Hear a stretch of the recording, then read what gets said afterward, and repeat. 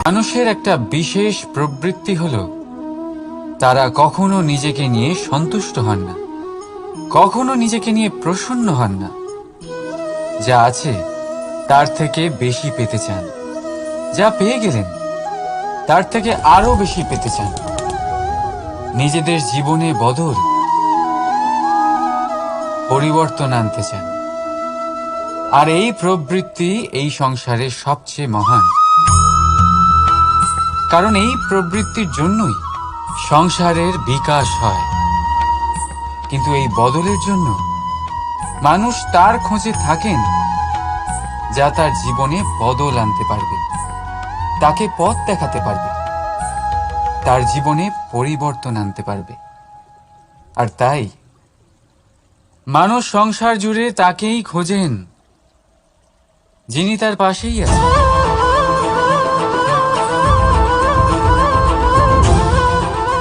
বলুন তো কে? যদি কেউ আপনার জীবন বদলায়, আত্মবিশ্বাসের হাত ধরুন, আপনার সমস্যা আপনা থেকেই দূর হয়ে যাবে।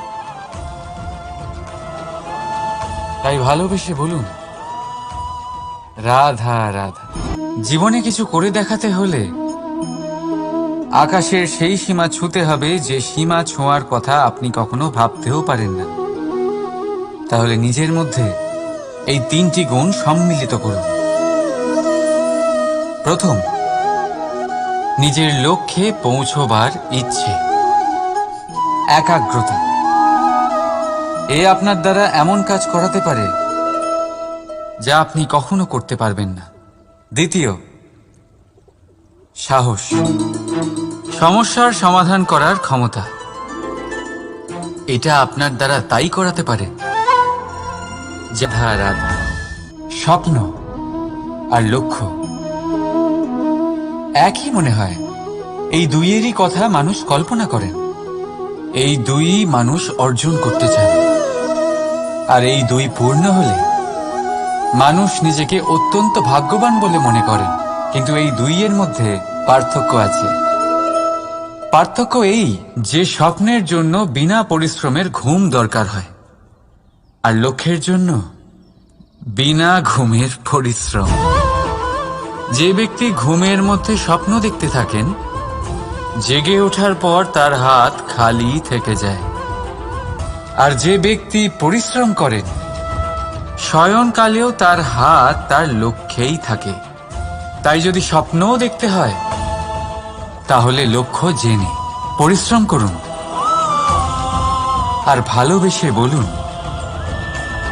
রাধা রাধা। ইচ্ছে, সিদ্ধান্ত আর নিশ্চয়তা, এই শব্দগুলো আমরা আমাদের জীবনে অনেকবার শুনেছি, তাই না? জীবনে অনেক সময় অনেক কিছু পেতে খুবই ইচ্ছে করে, কিন্তু শুধু ইচ্ছে হলেই কি সবকিছু পাল্টায়? সবকিছু পাওয়া যায়? অনুর্বর জমিতে বাস করা ব্যক্তির মনে ইচ্ছে হয় যেন সে শীতল জল পায়, কিন্তু সে পায় না। যে এক কুয়ো খোঁড়ার সিদ্ধান্ত নিয়েছে, সে মাটি খোঁড়ার জন্য কোদাল অবশ্যই পেয়ে যায়। আর যে নিশ্চিত করে নিয়েছে, সে দেরি করে হলেও সেই শীতল জল অবশ্যই পেয়ে যায়। তাই জীবনে কেবল ইচ্ছে করবেন না, সিদ্ধান্ত নিন, আর তারপর নিশ্চিত করুন, সব পেয়ে যাবেন। আর ভালোবেসে বলুন, রাধা রাধা। প্রদীপ জ্বালানোর কাজ বড়ই আনন্দদায়ক। উজ্জ্বলতার এই শিখা যেন আত্মার মধ্যে গিয়ে মনে উল্লাস ভরে দেয়।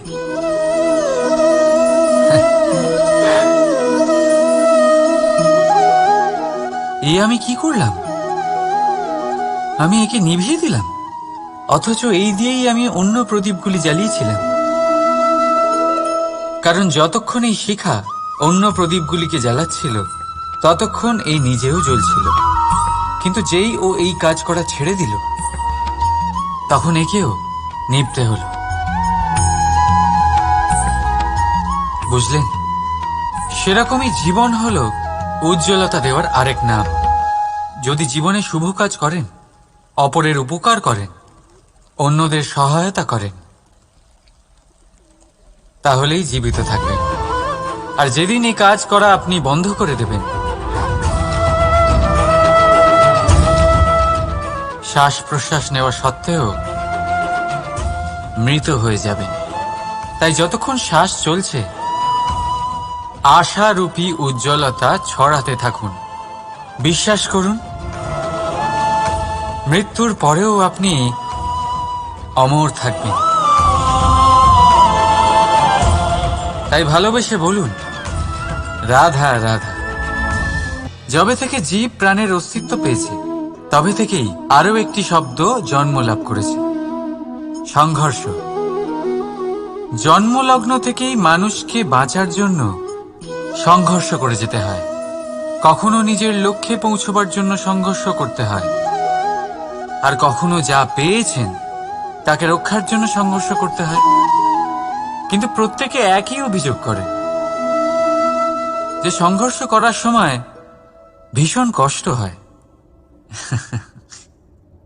আপনি যোদ্ধা হলে প্রহার আপনাকে সহ্য করতেই হবে। সাঁতার শিখতে হলে জলে আপনাকে প্রবেশ করতেই হবে। পায়ের তলায় তাদেরই কড়া পড়ে যারা রোজ হাঁটেন, আর যারা হাঁটেন তারা নিজেদের লক্ষ্যে অবশ্যই পৌঁছন। তাই মনে রাখবেন, জীবন ততক্ষণই আছে যতক্ষণ কর্ম করবেন। তাই সংঘর্ষ করতে থাকুন, কষ্ট ভুলে যান, আর আমার সাথে ভালোবেসে বলুন, রাধা রাধা। মন, মানুষ, মান, এই তিনেরই প্রারম্ভ ম দিয়ে হয়, তাই না? কিন্তু আজ আমরা কথা বলবো মানের বিষয়ে। মানই সেই ভাব যা আমাদের মনকে সন্তুষ্ট করে। এই কলসিতে ভরা জলের মতন, যে জল এই পাত্রতে থাকার দরুন এর অস্তিত্ব বজায় থাকে। এবার মান থেকে আসে আত্মসম্মান আর অভিমান, আর এই দুইয়ের মধ্যে তফাৎ অনেক। যে জল এই পাত্রের মধ্যে সংরক্ষিত তা হলো আত্মসম্মান, যা আমাদের মনের সম্বল, অবলম্বন, যা এই পাত্রের মধ্যে শীতল থাকে, আর যিনি পান করেন তাকেও শীতল রাখে। আর যে জল এই পাত্রের বাইরে উতলে পড়ে তা হলো অভিমান, যা বাইরের উত্তাপে বাষ্প হয়ে উবে যায়। সর্বদা মনে রাখবেন, আত্মসম্মান আপনাকে দৃঢ় করে,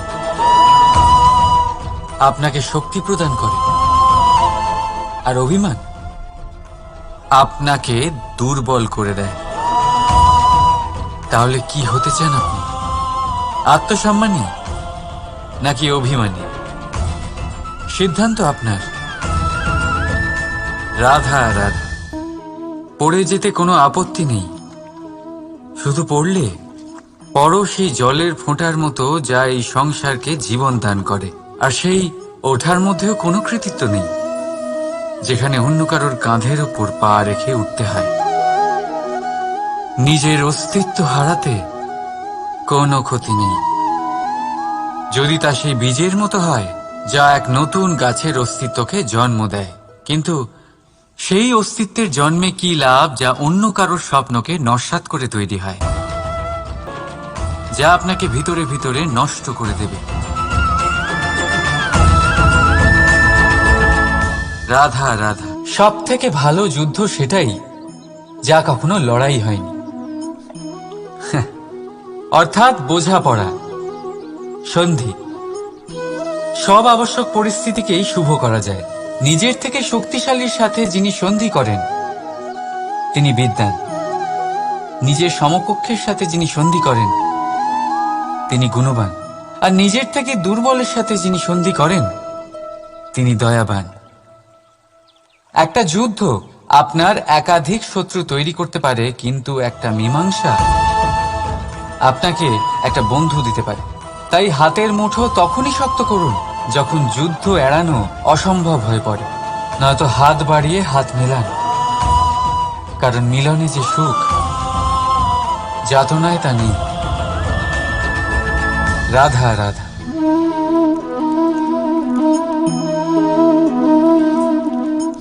শীতকালের সন্ধ্যায় এই জ্বলন্ত কাঠে হাত সেঁকতে কার না ভালো লাগে। কত সময় পেরিয়ে যায় এই কাঠ সরাতে ঘোরাতে, বোঝাই যায় না। এই কাঠগুলি আগে জ্বলে, তারপর আমাদের উষ্ণতা দেয়, আর তারপর ছাই হয়ে যায়। আচ্ছা বলুন, এই আগুনের উৎপত্তি কোথা থেকে হয়? উত্তরটা সহজ, এই কাঠ থেকে।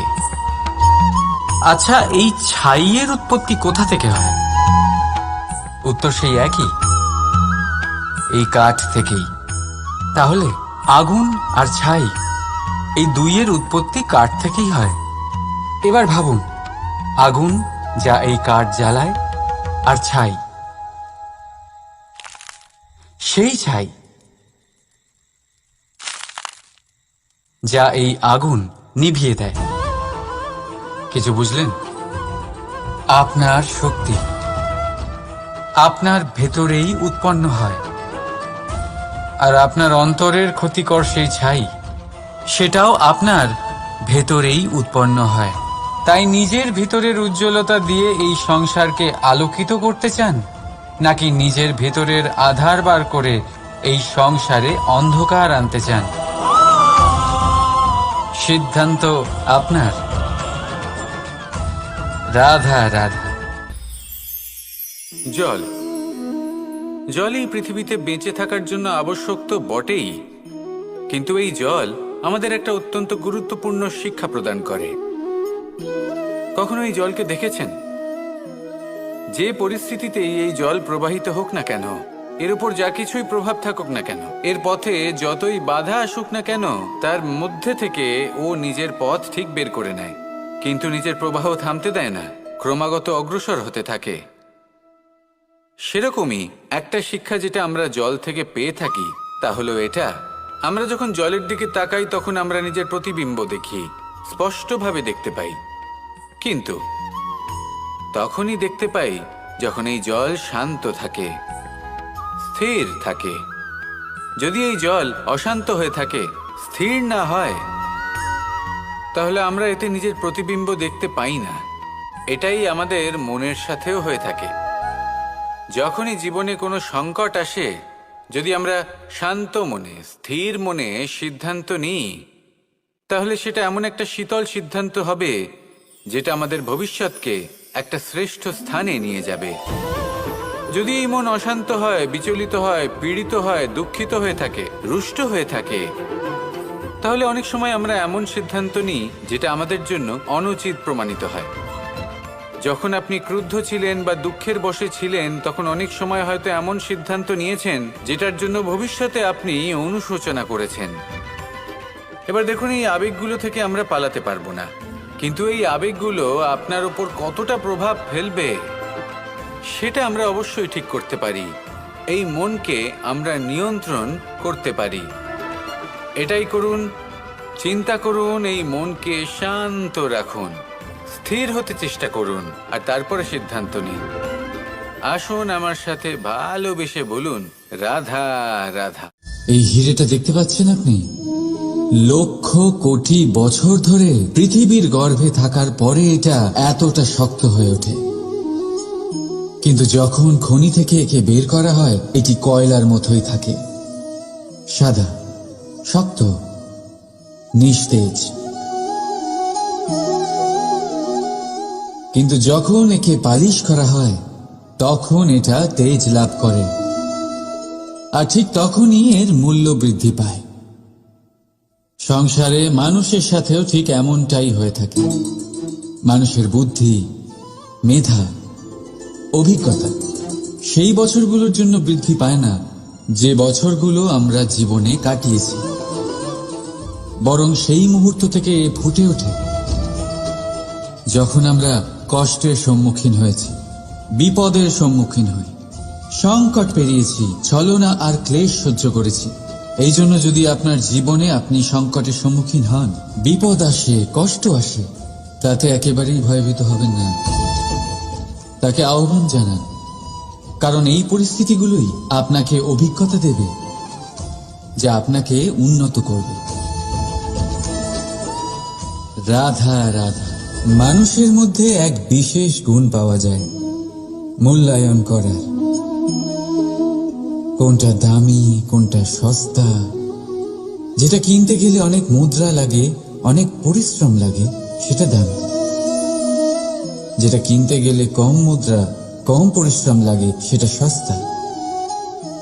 কিন্তু এটাই কি সম্পূর্ণ সত্য?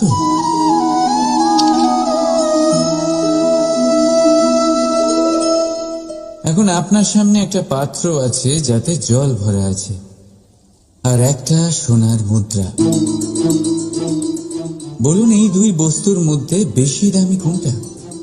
আপনি বলবেন সোজা ব্যাপার, সোনার মুদ্রাই বেশি দামি হবে। এই সোনার মুদ্রা দিয়ে আপনি এরম অনেক জলের পাত্র কিনতে পারবেন। চলুন, ঠিক আছে।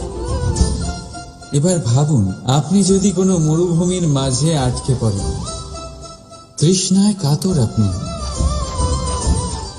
তখন কোনটা দামি হবে? তখন তো আপনি এই এক ঢোক জলের জন্য নিজের সারা জীবনের উপার্জন, যা আপনি আয় করেছেন, সব দিতে রাজি হয়ে যাবেন। মনে রাখবেন,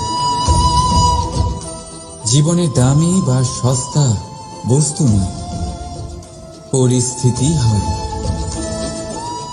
আর প্রয়োজনে যা কাজে আসে, তার থেকে অমূল্য এই সংসারে আর কিচ্ছু নেই। রাধা অগ্নি জীবনে খুব মহত্বপূর্ণ হয়। এই অগ্নি, এই অগ্নি উজ্জ্বলতা হয়ে আমাদের জীবিত রাখে। কিন্তু ভাবুন, যদি এই উজ্জ্বলতা ক্রোধের অগ্নি হয়ে দিকভ্রষ্ট হয়, তাহলে কি হবে? একটা ছোট পাতা দিয়ে শুরু করে গোটা বনকে ছারখার করে দিতে পারে। ঠিক সেরকমই মানুষের ক্রোধের আগুনও অন্যদের তো ভস্ম করেই, কিন্তু তার পূর্বে স্বয়ং নিজেকেই ভস্ম করে দেয়। তাহলে কি করা যায়? কি করে নিয়ন্ত্রণ করা যায় তাকে? উত্তর হলো, তাতে জল ঢেলে দিয়ে, জলের মতো বইতে দিন কি। ঠিক সেইভাবে যেমন সূর্য নিজের অগ্নিকে তেজ বানিয়ে আপনার কাছে পৌঁছে দেয়। এটাই পার্থক্য সূর্যের অগ্নি আর ক্রোধের অগ্নির মধ্যে। সূর্যের অগ্নি বিচ্ছুরিত হয়ে প্রতিফলিত হয়ে আসে, আর সেই জন্যই তাকে তেজ বলা হয়। অন্যদিকে আমাদের ক্রোধের আগুনের কোনো সীমাই থাকে না। তাহলে নিজের অন্তরের শক্তিকে ক্রোধের আগুন বানিয়ে জ্বালাতে চান, নাকি উজ্জ্বলতা বানিয়ে বিস্তারিত করতে চান? সিদ্ধান্ত আপনার। রাধা রাধা। সংসারে সব থেকে কঠিন কাজ কি? কেউ বলবেন পর্বত আরোহণ করা, কেউ বলবেন সাঁতার কাটা, কেউ বলবেন আকাশে ওড়া। কিন্তু বাস্তবে সত্যি কি এগুলি কঠিন? আসলে যদি দেখা যায় তো এগুলি কিছুটা আলাদা। যে কাজ আমরা করতে অভ্যস্ত নই, আমরা তাকে কঠিন ভেবে নিই। যেমন সাঁতার কাটা আলাদা, পাহাড়ে ওঠার কলা আলাদা, আকাশে ওড়ার কলা আলাদা। যেমন কিছু মানুষ গণিত আর বিজ্ঞানকে কঠিন ভেবে নেয়, কিন্তু বাস্তবে এটা সাহিত্যের থেকে কিছুটা ভিন্ন, কঠিন নয়। দেখুন, এই সংসারে কঠিন কিছুই নেই, শুধু একে অপরের থেকে কিছুটা ভিন্ন। যেমন কোনো মানুষ হন, সম্পর্ক হোক, কারোর চিন্তাধারা বা বিচার বুদ্ধি হোক, কখনো কখনো আমরা বুঝতে পারি না, কারণ আমাদের চিন্তাধারা ও বিচার বুদ্ধির থেকে সেগুলি আলাদা। কিন্তু যদি এটা বুঝে নেওয়া যায় যে সেটা কঠিন নয়, একটু ভিন্ন মাত্র, তাহলে অনেক সম্পর্ক বাঁচানো যেতে পারে। রাধা। বলুন, শ্রেষ্ঠ কে? রেশমের সুতো যিনি তৈরি করেন, নাকি তিনি যিনি এই সুতো দিয়ে বস্ত্র তৈরি করেন? নিশ্চিতভাবে যিনি বস্ত্র বানান। এবারে বলুন শ্রেষ্ঠ কে? নদী তটে মাটি ছড়িয়ে রেখে দেয় যে বান, নাকি সেই মাটি একত্রিত করে তাই দিয়ে যিনি মূর্তি বানান সেই মূর্তিকার? নিশ্চিতভাবেই মূর্তিকার। এবারে বলুন শ্রেষ্ঠ কে? দেবতা আর দানবের সেই দল যারা অমৃত পাওয়ার জন্য এই সংসারে হলাহল ছড়িয়ে দিয়েছে, নাকি মহাদেব যিনি এই হলাহল নিজে পান করে নিজের কণ্ঠে ধারণ করেন? নিশ্চিতভাবেই মহাদেব সর্বশ্রেষ্ঠ। ঠিক এইভাবেই সংসারে ছোট ছোট ব্যাপারকে যারা বড় করে দেখেন তারা শ্রেষ্ঠ হন না, কারণ ছোট ছোট খুঁটিনাটিকে দ্বন্দ্বে পরিণত করা অত্যন্ত সহজ। কিন্তু সর্বশ্রেষ্ঠ তিনিই হন যিনি নিজের বিচার বুদ্ধি দিয়ে বড় বড় যুদ্ধের অবসান ঘটান। রাধা রাধা। নদীর জল মিষ্টি হয় আর সাগরের জল হয় নোনতা, আর কোন নালার জল দুর্গন্ধে ভরা হয়। কেন? নদীর জল মিষ্টি হয় কারণ সে সকলকে জল দেয়, সাগর জল নেয় আর তাই জন্য নোনতা হয়। আর নালা সে বওয়া বন্ধ করে দেয় আর সেই কারণেই তা দুর্গন্ধময় হয়ে ওঠে, সে কাজের অযোগ্য হয়ে ওঠে। আমাদের জীবনেও অনেকটা এমনটাই হয়ে থাকে। যদি নদীর মতন জীবনে কিছু দিতে শেখেন তাহলে জীবনে মিষ্টত্ব বজায় থাকবে। যদি সাগরের মতন ভাগ দেওয়ার বদলে শুধু সঞ্চয় করতে থাকেন তাহলে মনে তিক্ততা ভরে থাকবে। আর যদি নালার মতন বওয়া বন্ধ করে দেন, কর্ম করা ছেড়ে দেন, তাহলে কাজের অযোগ্য হয়ে যাবেন। আর সেই জন্য কোনো বিশ্রাম ছাড়াই কর্ম করতে থাকুন। আর যা কিছু আপনার কাছে আছে তাকে ভাগ করতে শিখুন। মন প্রসন্ন হয়ে বলবে রাধা। আপনি কখনো কোনো পাখি দেখেছেন? তীব্র বায়ু, ভয়ানক বর্ষা, হিংস্র জীব একাধিকবার তাদের বাসা নষ্ট করে দেয়, কিন্তু তাও সে ঝড়ের সাথে ঝগড়া করে না। সে কখনো বর্ষাকে হিংসে করে না, আর না সে হিংস্র পশুদের ওপর প্রতিশোধ নেয়। সে শুধু স্থান পরিবর্তন করে, অন্য কোনো শক্ত ডালে আবার নিজের বাসা বানাতে উদ্যোগী হয়, আর তারপর সফল হয়ে নিজের পরিবার প্রতিষ্ঠা করে। আর তারপর কিছু মাসের মধ্যেই তার ছোট সন্তানদের আকাশে ডানা মেলে উড়তে দেখা যায়। অন্যদিকে একটি সাপ প্রহারের প্রতিশোধ নেওয়ার উদ্দেশ্যে মানুষের বসতিতে প্রবেশ করে, আর শেষে সে নিজেই মারা যায়। এই শিক্ষাই আমাদের মানুষদের জন্য প্রযোজ্য।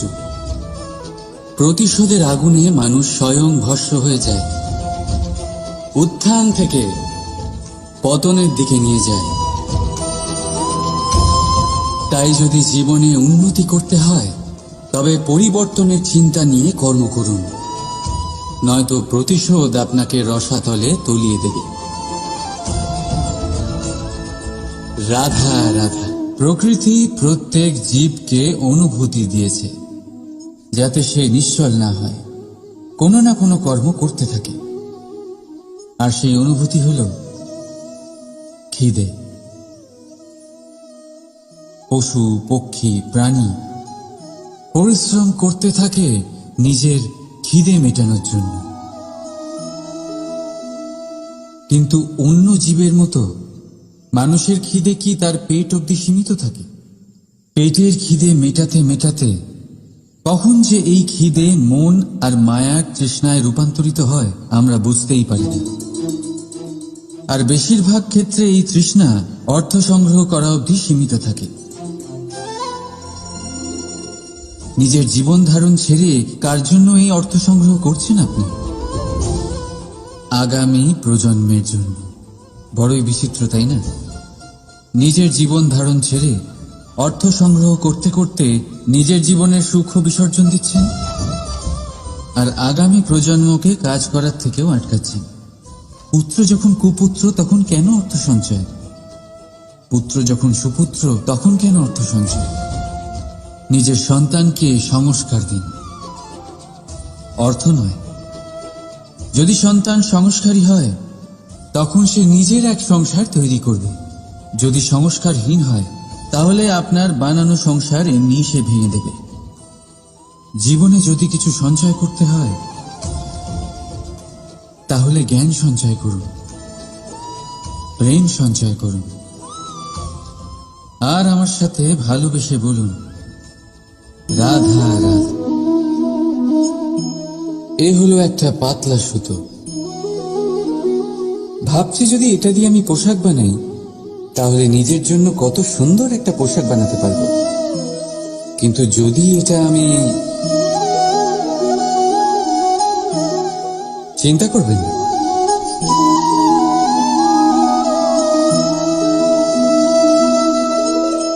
দেখুন এই সুতো জোড়া লেগে গেল। শুধু পার্থক্য হচ্ছে এটাই যে আগের মতো এটা আর সরল নেই, আর এটার দৈর্ঘ্য আগের থেকে কিছুটা কমে গেছে। এই সংসারে প্রেমের সাথেও ঠিক এটাই হতে পারে। প্রেমের এই সুতো যা দুই মানুষকে একসাথে বেঁধে রাখে, অহংকার আর স্বার্থের আঘাত সে সহ্য করতে পারে না, ছিঁড়ে যায়। চেষ্টা করলে আবার এই সম্পর্ক হয়তো জোড়া লাগতে পারে, কিন্তু তা আগের মতো কখনোই থাকে না, কারণ মনে গিট পড়ে যায়। সেই জন্য প্রেমকে স্নেহের সাথে সামনে রাখুন, অহংকার আর স্বার্থের থেকে দূরে থাকুন। রাধা রাধা। এই ফলটা দেখছেন আপনি? এটা সেই ফল যেটা গাছের সবচেয়ে উঁচু ডালে পাওয়া যায়, কিন্তু যখন এটা খসে পড়ে তখন এটা আকাশের দিকে যায় না যা ওপরে আছে, সে যায় সেই ভূমির দিকে যে নিচ থেকে তার দিকে তাকিয়ে থাকে। কেন? কারণ এই ফলের নিজের উচ্চতার ধারণা মাটির থেকে নিজের দূরত্ব দেখে হয়। এই ব্যাপারটাই আমাদের মানুষের জন্যও খাটে। যদি আপনি সম্পন্ন হন তাহলে তাদের সাহায্য অবশ্যই করবেন যাদের সামর্থ্য আপনার থেকে কম, যাদের সাহায্যের অত্যন্ত প্রয়োজন। আপনার সামর্থ্য বেশি কারণ তাদের আপনার থেকে সামর্থ্য কম। দেখুন, জীবনে আনন্দ শুধু বড় হওয়ায় নয়, বরং তাদের সাহায্য করেও আছে যারা কোনো কারণবশত আপনার থেকে নিচে রয়ে গেছেন। আর যখন একটা ফল এই কথাটা বুঝতে পারে তখন আপনি নয় কেন? রাধা রাধা। কখনো ভেবেছেন যখন মাতা সন্তানকে জন্ম দেয় তখন কি হয়?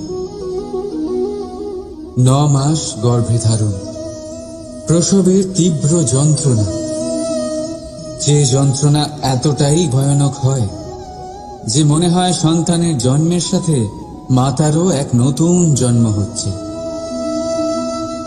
আর এই জন্মের সাথে শেষ হয় মাতার যন্ত্রণার।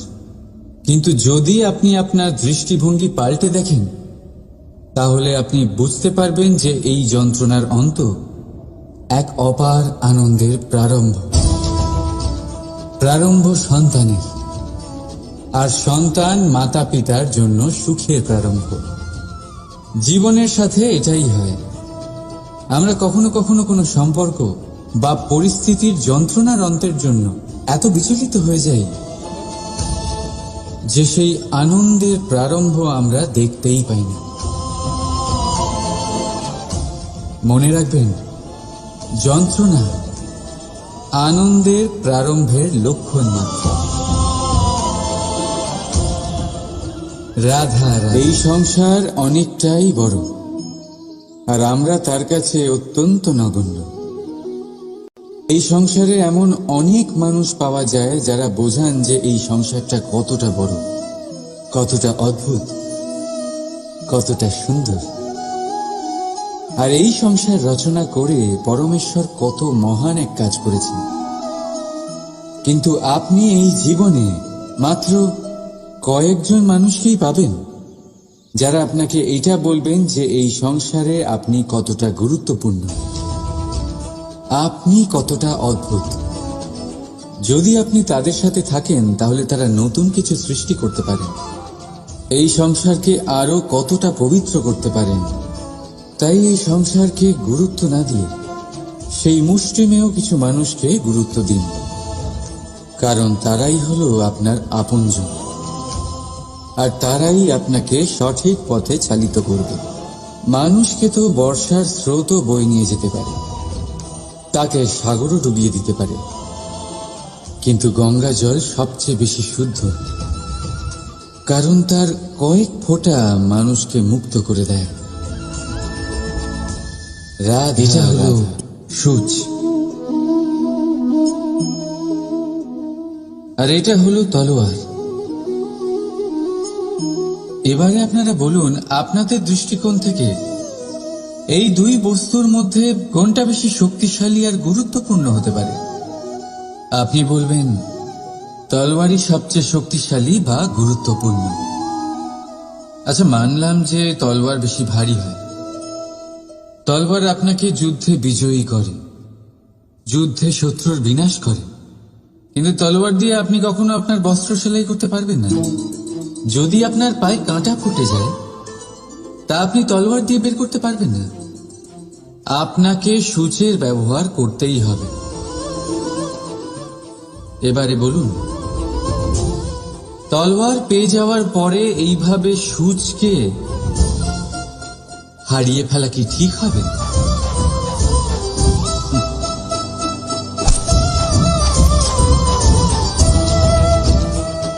ঠিক সেইভাবেই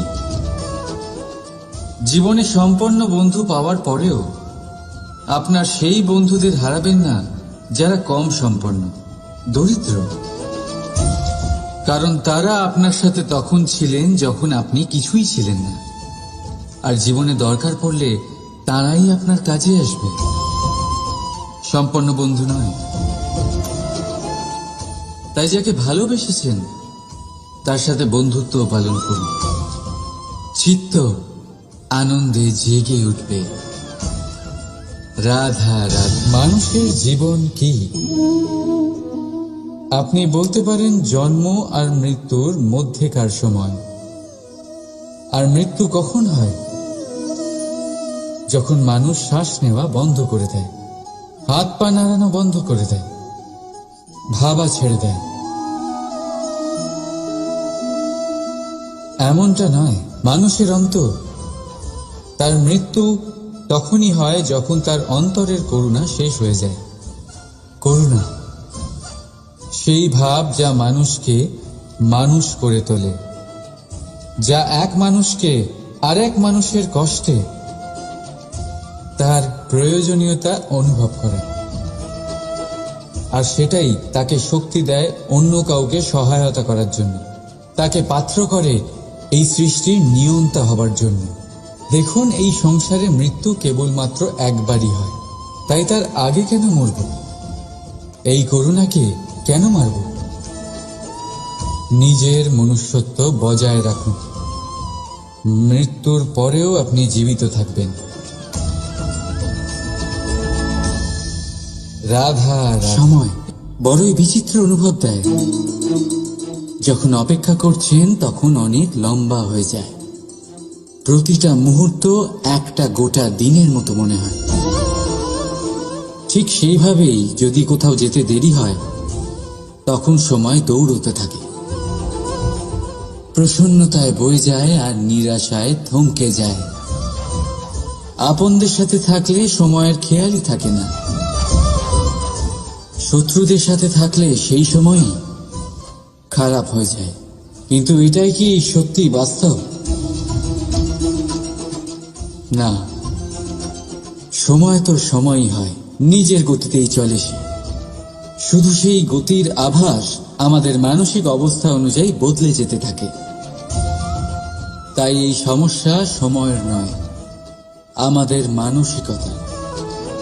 তাই নিজেকে খুশি রাখুন, অন্যদেরও খুশি রাখুন। আগের সমস্ত ঘটনা ভুলে যান আর একটা উজ্জ্বল ভবিষ্যতের দিকে অগ্রসর হন। সময় সব সময় ভালোই লাগবে। প্রেম করুন সবার সাথে, সময় সব সময় সুখেই কাটবে। রাধা রাধা।